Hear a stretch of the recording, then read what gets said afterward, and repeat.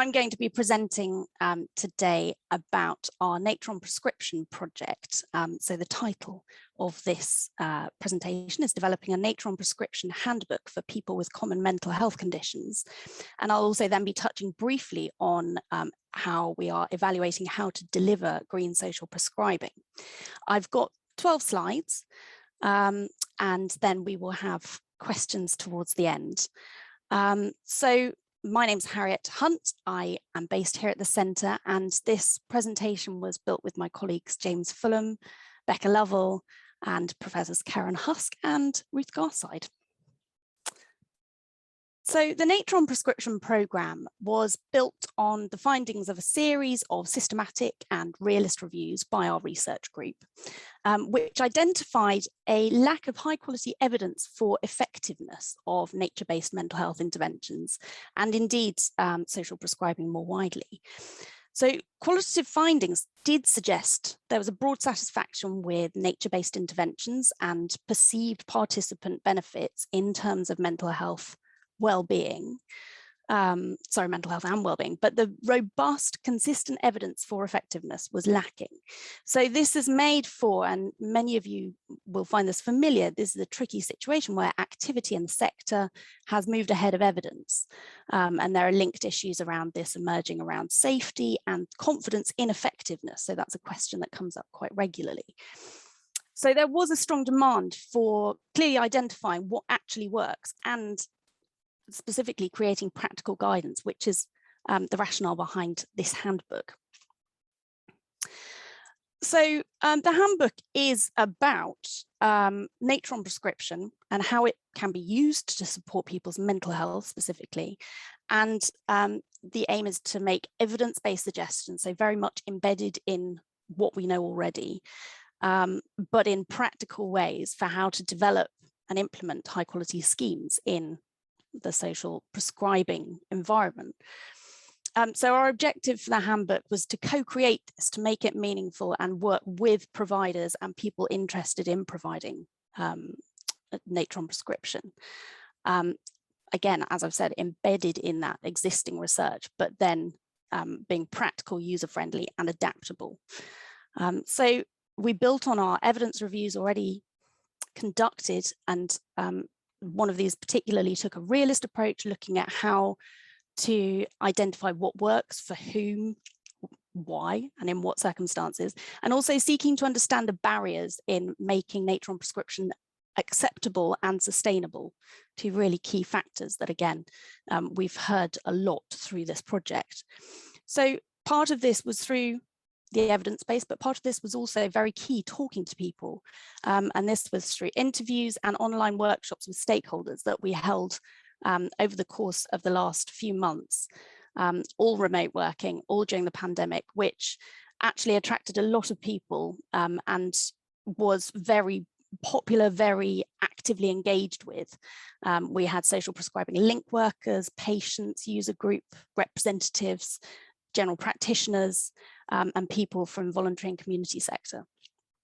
So working with our research partners at the Wildfowl and Wetlands Trust, we wrote an initial guidance report based on our evidence reviews, then worked with stakeholders to tailor that evidence to make it as practical and meaningful and using people's language as much as possible.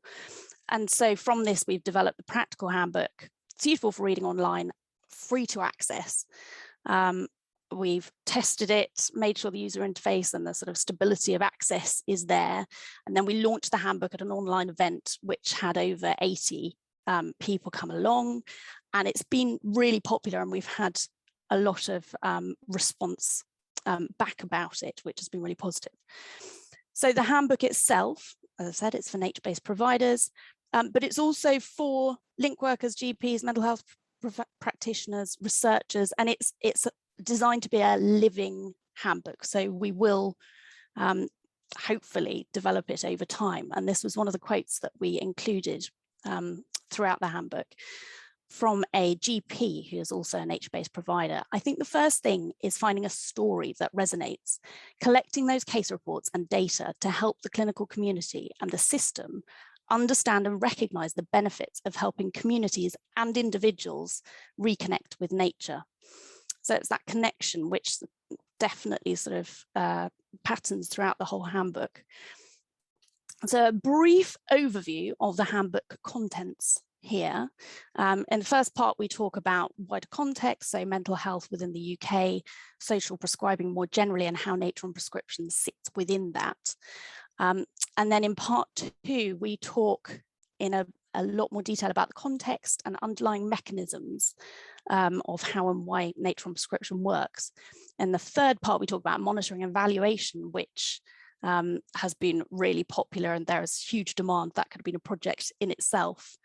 And we've got a range of quotes, another quote here from a GP. The point is that it's so much more than a walk in nature. It's about developing a base for someone to have a sense of belonging to something, and that might be the natural world they may not have otherwise been able to access.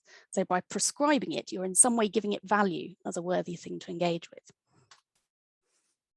This illustrates in a little more detail some of those underlying activities, mechanisms, and outcomes for the nature and prescription, how it works, and how we dig down into that within the handbook. So they can interact, these mechanisms can interact and often exist in combination. And part of the rich source material for this project is an excellent mapping diagram that Becca Lovell has created, and I've put the link at the bottom of the slide there. So it's definitely worth visiting if this is of interest to you, because it's a really lovely interactive model for evidence-based pathways for how the activities link with mechanisms of action and outcomes. So do explore that further if you'd like to. Finally, the impact for this section. We've had 1,100 downloads, I think represented across all major continents. It's over 40 countries have downloaded the report. We've had a lot of really positive feedback from providers themselves, saying how practical it is, how useful it is. And as I've said, because these are dynamic areas, we want to produce this resource that is responsive, can be adapted, can be taken on by others, and developed and evolved over time. And so I will finally end on this section with the diagram that was produced for us. We worked with a visual scribing organization called Scriberia, and this was produced by Donatello Esposito, and has been incredibly useful for engaging in a visual way with all the different complexities of nature and prescription. So very quickly, I will gallop through the next stage of our work. And this leads on through a report that we did with DEFRA, which is the Therapeutic Nature Report led by Ruth and authors there. You can see a screenshot and a link there on the screen. And this image, this logic model, is just to illustrate the systemic complexity of nature-based social prescribing for mental health. So there's a corresponding dyslogic model that was produced through this report. And I'd really recommend, again, if you haven't seen that, it's a very neat and beautiful illustration of the logic and dyslogic of this very complex area of research. But this report was part of the evidence that helped inform the evaluation call for the current national programme of research on preventing and tackling mental ill health through green social prescribing. And this is where we are currently active. This is a large national project with partners at DEFRA, Department of Health and Social Care, NHS England, and many others. And the aim is to investigate how to increase use and connection to the natural environment through referral to green and or blue social prescribing services within communities in England to prevent mental ill health. And these are our research collaboration partners at Sheffield Hallam, University of Sheffield, and us at Exeter, and Plymouth should be on there as well, because that is part of our collaboration. So the project is running from October 2020 to April 2023. And We are currently entering the main evaluation phase, and this diagram just shows in a very broad sense what our timelines are. So we've just finished our scoping activities. We're working with 7 test and learn sites around the country, and these are the aims. It's a mixed methods review. We're looking at really in-depth evaluation, and we're using an embedded researcher model. So we have a researcher attached to each of the 7 test and learn sites, and part of that is gathering fieldwork and qualitative and quantitative measures, and I am attached to Bristol and Surrey groups, so that's fascinating. But that is the end, and I just want to say a big thank you to everyone who contributed to building the Nature on Prescription Handbook.